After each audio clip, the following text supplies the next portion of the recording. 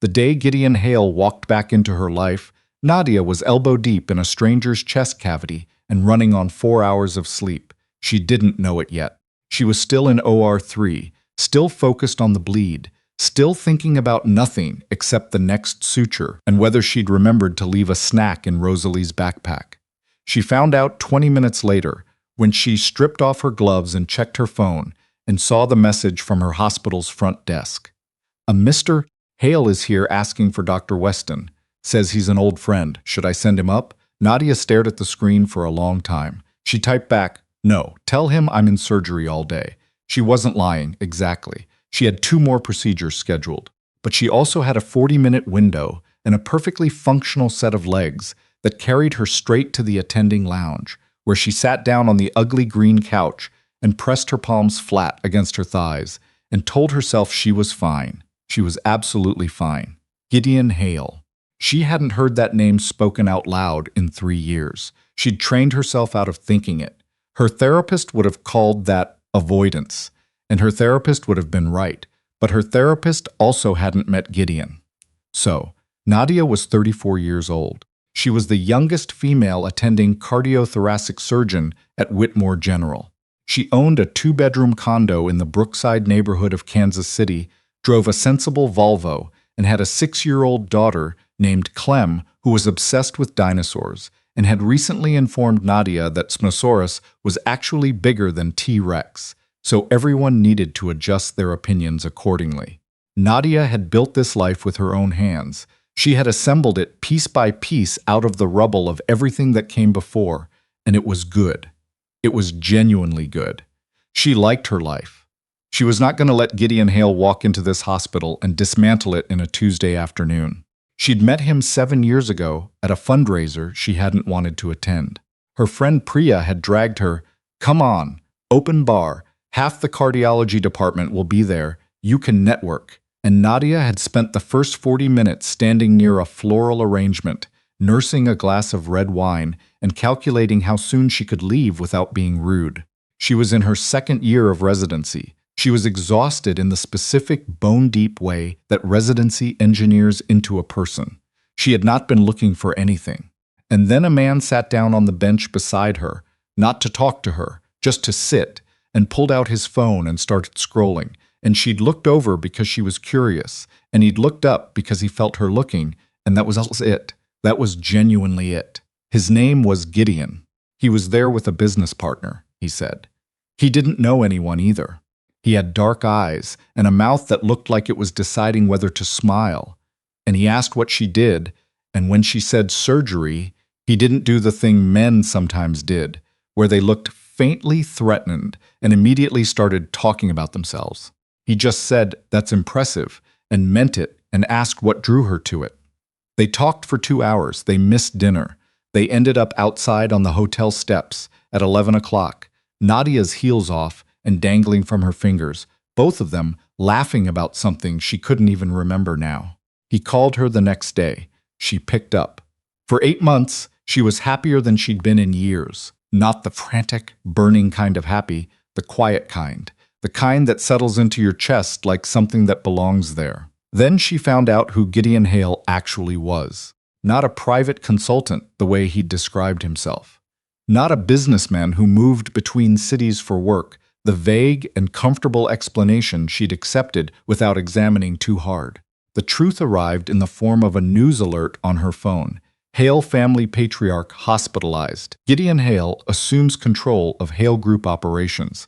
And beneath the headline, a photograph of Gideon in a suit she'd never seen, standing outside a building she didn't recognize, flanked by men who had the particular stillness of people paid to anticipate violence. She'd sat with her phone in her hands for a long time. She knew the Hale name. Everyone in Kansas City knew the Hale name. The family had moved through the city's history like a current running beneath the surface. Legitimate business on top, and underneath, things that polite people didn't discuss at dinner parties. Real estate, logistics, political connections that bent in directions they shouldn't. The kind of family that donated wings to hospitals and also made certain problems disappear. She'd been dating the heir to all of it for 8 months and hadn't known. Or she hadn't let herself know. There was a distinction there that she'd had to sit with for a long time afterward. When she confronted him, Gideon didn't deny it. He sat across from her in her apartment, the small one she'd had then, books everywhere, a half-eaten dinner going cold on the coffee table, and he looked at her steadily and said, "I should have told you sooner. I know that." "Should have," she said. "That's what you're going with. What do you want me to say, Nadia?" "I want you to explain why you thought this was information I didn't need." He was quiet for a moment. "Because I knew if I told you, you'd leave, and I didn't want you to leave." She left anyway. She didn't know she was pregnant until 5 weeks later. She hadn't told him. She'd turned that decision over in her hands 1,000 times, examined it from every angle, interrogated her own motives with the relentless precision she brought to everything. She knew she could construct an argument for why she'd made the right call. Gideon's world was not safe. His family had a reach she didn't fully understand and didn't want to understand.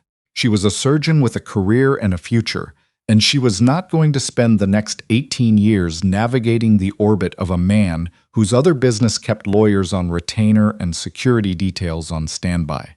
She'd told herself those things. She still believed most of them. But she also knew if she was honest, and she tried very hard to always be honest with herself, even when it was uncomfortable, that part of it was simpler than that. Part of it was that she'd been 27 and terrified, and she'd just had her heart broken, and she'd wanted something that was entirely hers. Clem was hers. From the beginning, entirely hers. 6 years old now, with Nadia's stubborn jaw and Gideon's dark eyes and a personality that had arrived fully formed, apparently from a previous life. Clem had opinions about everything. She had a favorite dinosaur, see above, a strong preference for ketchup as a dipping sauce for everything, and an absolute conviction that the best way to solve most problems was to think about them very carefully and then act decisively. She got that last part from her father. Nadia tried not to think about that. The second time she saw Gideon that week, she wasn't at the hospital. She was at Clem's school, standing in the parking lot after pickup, listening to Clem explain in great detail why her teacher was wrong about volcanoes. There are actually different kinds of volcanoes. Mom, it's not just one thing. When a car pulled up to the curb that was several tax brackets above the average Riverside Elementary School pickup vehicle. Nadia went very still. Gideon stepped out. He looked, she hated that she noticed this, hated it. He looked exactly the same. Maybe a little more tired around the eyes. His suit was dark and his jaw was set, and he spotted her across 15 feet of parking lot asphalt and stopped walking. Clem, who had inherited Nadia's radar for adult tension, stopped mid-sentence about magma composition and looked up. "Mom, who's that?" "No one," Nadia said, which was such an obviously stupid thing to say that she immediately regretted it. Gideon crossed the parking lot. He didn't hurry. He never hurried. She'd always found that about him, the way he moved like he'd already decided how things were going to go. He stopped a few feet away. "Nadia, Gideon." Her voice came out steadier than she felt. Surgeon's voice. She'd been grateful for it more than once. "You shouldn't be here." His eyes had dropped to Clem. He was doing the math. She could see it happening. The dark eyes, the angle of the jaw, the way Clem was looking up at him with the direct, assessing gaze she turned on everything that interested her. "How old?" he said quietly. Nadia's chest tightened. "This isn't the place." "How old is she, Nadia?" Clem looked between them. She was 6, not an idiot. "I'm 6, she said. "I'll be 7 in March. Are you my mom's friend?" A muscle moved in Gideon's jaw. He crouched down so he was at Clem's eye level. That surprised her, the ease of it, the willingness, and said, "I used to be. A long time ago. How come you're not friends anymore?" "Clem," Nadia said. "That's a good question," Gideon said. He glanced up at Nadia. Something in his expression made her want to look away. She didn't. "Can we talk?" "I'll call you. You said that at the hospital too." "I meant it then too." He held her gaze for a long moment, and she remembered, she'd tried very hard to forget this too, that Gideon Hale had never been a man you could bluff. He'd always been able to see through her. It had felt like a gift, once. Later, it had felt like an exposure. "I'll be at the Riverside Hotel until Friday," he said. He stood up. Looked at Clem one more time. Something passed across his face that Nadia didn't have a name for, something that made her throat close up a little. Then he walked back to his car. Clem watched him go. "He seems sad," she said. Nadia didn't answer. "Is he sad, Mom? Get in the car, baby." She called Priya that night after Clem was asleep. "He found you," Priya said, not even surprised. She'd always had a fatalistic streak about Gideon.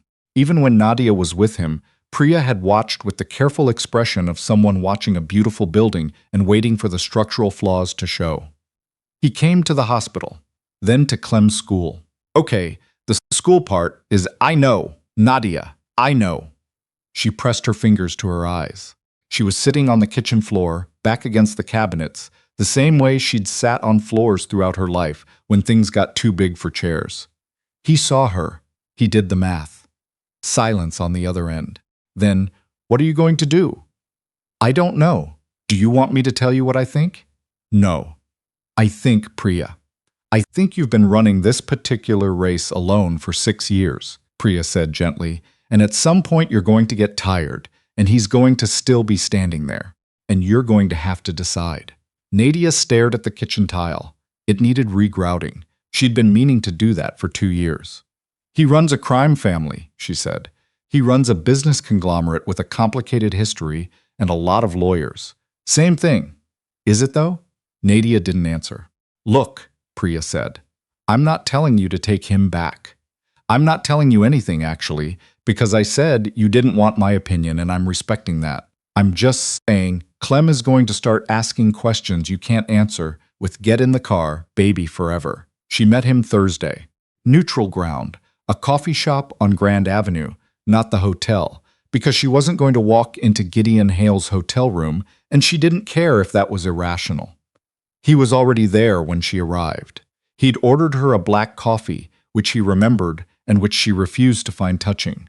She sat down across from him, set her bag on the floor, looked at him. Talk, she said. Something flickered in his expression, almost humor, not quite. You haven't changed? Gideon? All right. He wrapped his hands around his cup. He'd always done that, she remembered, held things. I've known about you since 6 months after you left. I asked someone to make sure you were safe, that you were okay. Her jaw tightened. You had someone watching me? I had someone checking? There's a difference. Not to me. He inclined his head, accepting that. When she was born, when I found out you were pregnant, and then that you'd had her, I didn't come. I thought about it every day for 6 years, and I didn't come. He paused.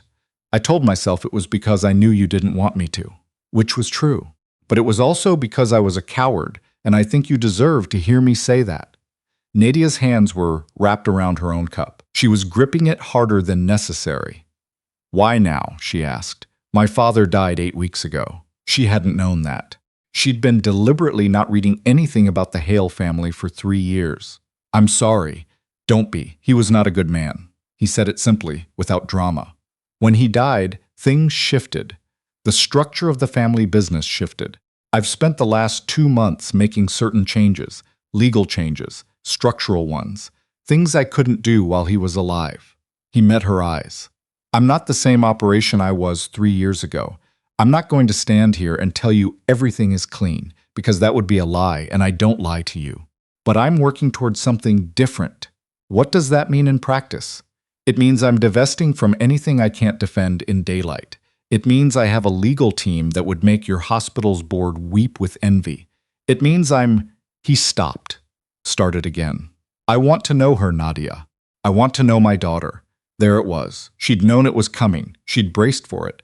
And still, hearing him say it, my daughter, did something to her chest she couldn't entirely control. She doesn't know anything about you, Nadia said. I know. She's 6. She has a life. She has routines. She has a world that works. You can't just, I know. His voice was quiet. I'm not asking to blow anything up. I'm asking you to let me be careful. Let me be slow. Whatever pace makes sense to you. What if the pace that makes sense to me is never? He was quiet for a moment. Then I'd have to accept that. I wouldn't like it, but I'd accept it. She looked at him. The years had done something to his face, not aged him, exactly, but settled him. There was less of that careful blankness she remembered from the end, the armor he'd worn when he thought she was going to leave. He looked more tired and more honest and somehow more present than he'd been when she loved him. She hated how much she noticed that. I need time, she said finally. Okay, I need to think. Without you showing up at my hospital or my daughter's school, the school was a mistake. I know that. I won't do it again. She picked up her coffee. She drank it. She set it down. I need to know something, she said, and I need you to tell me the truth, even if you think the truth is going to make me walk out of here. He waited. Is she safe? Is Clem safe? If you're in her life? Will what you do, will what you are, ever reach her? Gideon was quiet for long enough that she knew he was taking the question seriously, not just loading a reassuring answer. I can't give you a guarantee, he said. Anyone who promises you perfect safety is selling something. What I can tell you is that I have resources I will use entirely and without hesitation to protect her.